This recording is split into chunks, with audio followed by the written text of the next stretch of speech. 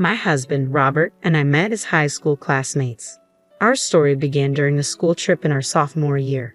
I had always dreamed of becoming a doctor, while Robert harbored aspirations of becoming a lawyer. We both pursued our dreams diligently and enrolled in our respective universities. Everything seemed to be on track, but Robert faced setbacks when he failed the bar exam 5 years in a row.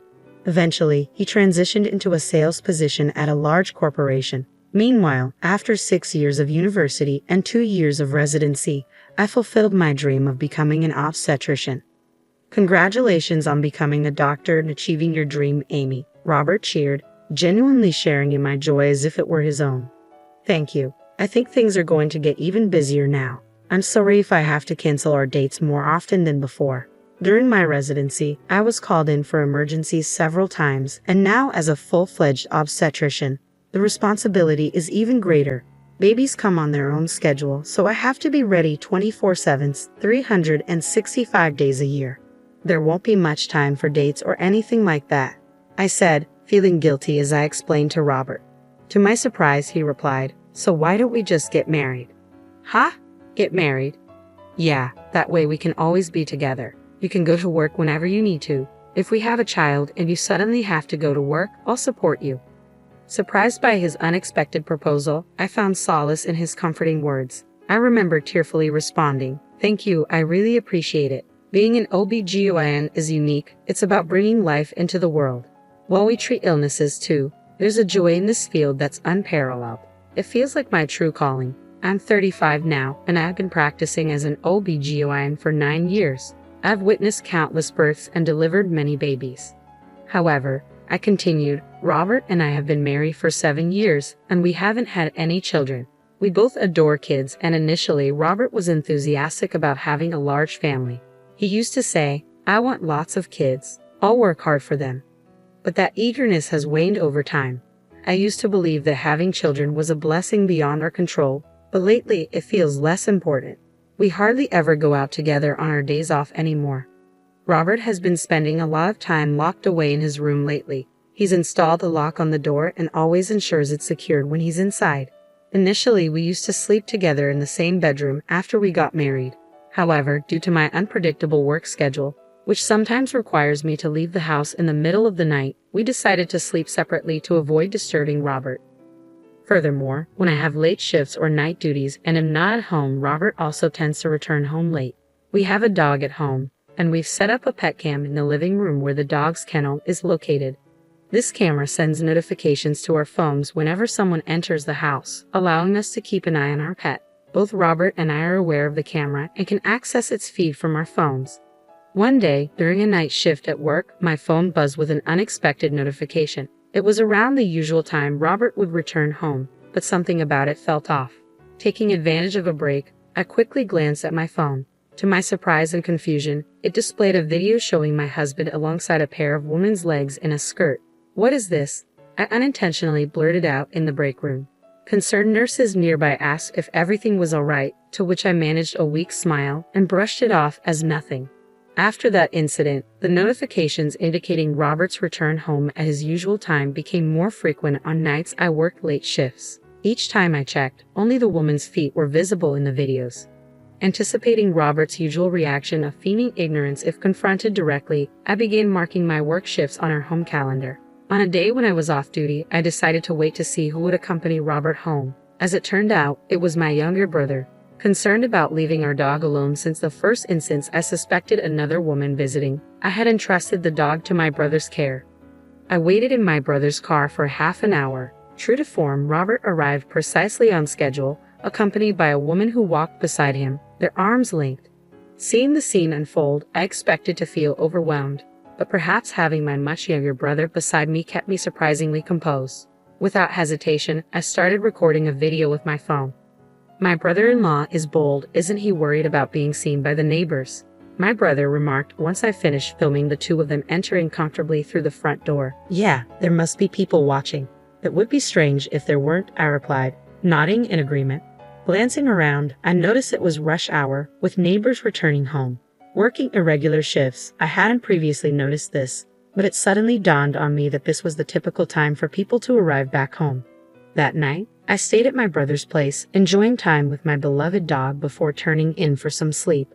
The next day, I decided to pay a visit to a neighbor whom I trusted and shared a close bond with. I asked about Robert and the woman I had seen with him. It turned out that the neighbor had also found the situation suspicious and had inquired about it. Robert had reportedly explained that she was his sister, a response that the neighbors accepted, knowing that I also had a younger brother. With this additional confirmation from my neighbor, I began contemplating when to broach the topic of divorce with Robert. Just as I was pondering this, a familiar face appeared unexpectedly in my consultation room, issuing a warning. "Thank you in advance," said the woman who entered with a worried tone, whom I suspected to be Robert's mistress. Suppressing a gasp, I quickly composed myself. Switching into professional mode, I calmly stated, "Congratulations, you're 8 weeks pregnant." "Really? That's wonderful, doctor. Do you think it's a girl or a boy?" she asked eagerly. "We can't determine the gender yet, but everything looks good at this stage," I assured her. "Oh, I hope it's a girl. He really wants a daughter," she murmured softly, gently caressing her belly. Without prompting, she continued, "I'm not married yet, but now that I'm pregnant, I'm thinking of persuading him to marry me." "Is that so?" I responded tactfully, careful not to upset her. "Actually, he finalized his divorce just 2 months ago. Traditionally, they say you should wait 100 days before remarrying." "Really?" she replied, surprised. "Is your boyfriend, the father of your baby, here at the hospital today?" I inquired. "Yes, he's waiting for me in the car," she answered. Her face lit up with joy. I informed her that I would like to speak with him as well. With a smile, she left to fetch him. 15 minutes later, after attending to other patients in the meantime, I called her back into the room. As expected, Robert entered behind her. He awkwardly muttered, "Excuse me," upon seeing my professional demeanor. "What? Huh? Why is Amy here?" he exclaimed, glancing at the nameplate on the office wall. "No way. I use my husband's surname, not my maiden name." While many female doctors opt to keep their maiden names professionally, mine was uncommon and challenging to pronounce. In contrast, Robert's surname was the most common in the state, likely leading him to overlook it at the hospital. In my workplace, there were no other doctors with my last name in the department, so I used just my last name on the nameplate. Seeing Robert's bewildered expression, the woman looked puzzled. "Amy, that's me, right? We came in together," she said, confused. "Of course, I'm Amy," I responded, taken aback. "His lover's name is Amelia, so she must think she's Amy. But using the same nickname for your wife and mistress is beyond despicable." Caught off guard by his mistress, Robert stuttered, No, it's not like that." Sensing the need to clarify, I stepped in. "Amelia, my full name is Jamie. I also go by Amy." "What, Bobby? You've been cheating, Bobby?" I couldn't help but find it almost comical that a 35-year-old man was being called Bobby in this situation. "Huh? Oh, I get it. You have her call you Bobby. Did you tell her where I work?" No, I completely forgot you work here," Robert stammered, clearly caught off guard. It appeared he either hadn't paid attention or never bothered to inquire about where I worked. Despite this, his mistress continued to confront him. "Bobby, who is this woman?" she demanded. No, Robert struggled to come up with an explanation. "Well, I'm not surprised," his mistress asserted. "According to what I've been told, Robert divorced me 2 months ago." Confronted by Robert's silence, I decided to clarify the situation for his mistress. "Amelia, I'm Robert's wife." "What, Robert? So you lied about divorcing her to marry me?" The mistress turned to Robert, incredulous. "It's not like that right now. Just please be quiet, Amy," Robert finally interjected. "What are you saying? We need to clear this up. You've been lying to me, haven't you?" I pressed, feeling the urgency to uncover the truth. I said, "Just stop," Robert replied, clearly flustered. It was understandable. Nobody could remain composed while being accused by their mistress in front of their wife. "When did your relationship with Robert begin?" I asked the mistress, who answered honestly, "About a year ago." "I see. So you were aware that Robert was married when you started seeing him, correct?" I inquired further.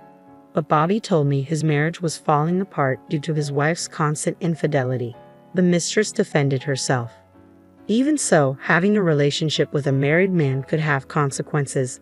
I responded calmly but firmly. "But he's already divorced, right?" she asked, seeking reassurance. "We're not divorced," Robert interjected, attempting to silence his mistress once more. However, his attempt only escalated their argument in the examination room. Several nurses noticed the commotion and entered the room. Realizing this could disrupt further consultations, I promptly called for security to escort them both out. Later that night, I arranged to meet them at a coffee shop to discuss everything. During lunch, I briefed my brother on the situation and asked him to join us. As we sat down together, my brother listened to the whole story intently. Then he asked a question that struck a chord. "I know it's a strange question, but why didn't you two have any children?" "That's it. Thank you, little brother," I exclaimed, hugging him playfully and ruffling his hair like old times. My brother chuckled and pushed me away gently but offered his unwavering support. "Let me know if there's anything I can do to help. I'm not afraid of anything anymore. From now on, I'm going to hit them with the hardest punishment." That evening, as we waited for Robert and his mistress at the coffee shop, they arrived and immediately accused me. "You're having an affair too, aren't you?" At these words, my brother spoke up. "Long time no see, brother-in-law. How have you been?" "Huh? Brother-in-law? You don't mean?" Robert stammered, confused. "Yes," I confirmed. "He was just a teenager when we got married. My brother and I are 9 years apart, and in the 7 years since our wedding, he had matured significantly, making it understandable that Robert didn't recognize him." My brother continued, "I'm here today as a witness, so please keep that in mind," fixing Robert and his lover with a sharp, authoritative gaze. "A witness?" Robert blurted out. What he didn't know was that my brother had become a lawyer specializing in divorce cases. He had been aware of Robert's repeated bar exam failures and had tactfully never brought it up. More importantly, let's continue our conversation from earlier. "Here, I brought this." I presented an envelope.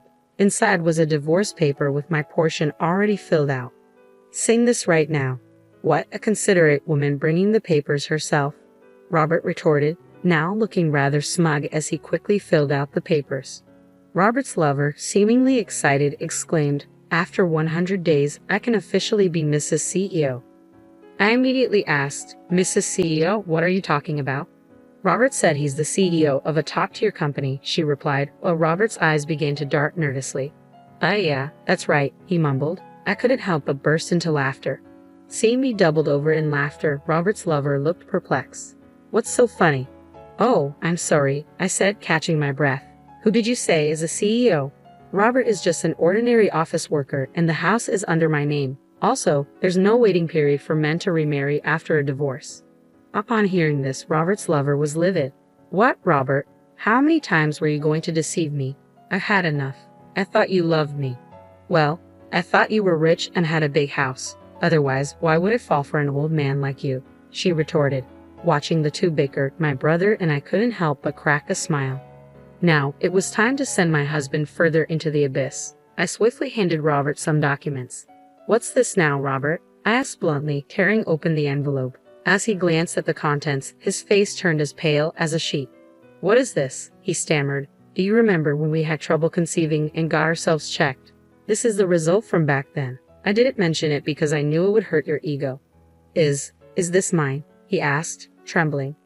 "Yes, it seems you can't have children. So it was the father of the child inside her, I wonder," I replied, my voice dripping with irony.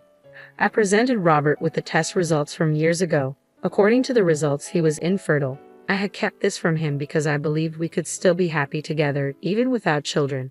The other woman, oblivious to her surroundings, began to make a scene. I didn't know you were infertile." "Wait, so it's not your kid? Maybe the test results are fake." She hit and snapped at him, yelling, "If you're seedless, it's someone else's. I didn't know who the father was planning to marry you because you earned the most." Hearing that, my brother and I were left speechless. As the two of them continued to argue, we tried to calm them down, worried they disturbed the other customers. But they were unstoppable. My brother, being a lawyer, began to explain their situation. "I will be demanding compensation from both Robert and his mistress," he stated firmly. The two of them protested, crying, "We don't have any money." But that wasn't our concern. My brother informed them that if they continued to complain, he would take them to court. Faced with this threat, they reluctantly agreed to pay. The next day, I promptly submitted the divorce papers and kicked Robert out of my house. Unable to manage on his own, Robert was disowned by his parents and ended up marrying his mistress, Amelia. Desperate for a child, he decided to raise her unborn baby as his own despite not knowing who the father was. Amelia likely figured it would be cheaper to raise the child together and share the burden of the compensation. Robert started working tirelessly to pay off the compensation for both himself and Amelia. Once she gave birth, Amelia planned to put the baby in daycare and find a part-time job. Meanwhile, I sold my house and stayed with my brother until I found a new place. As I was preparing to move into my new home, my brother asked me to stay, but I brushed him off, saying, "You'll never get a girlfriend if I'm around." Of course, I took the dog, and we are now happily settled in our new home. Moving forward, I plan to continue my work and remain dedicated to bringing many more lives into the world.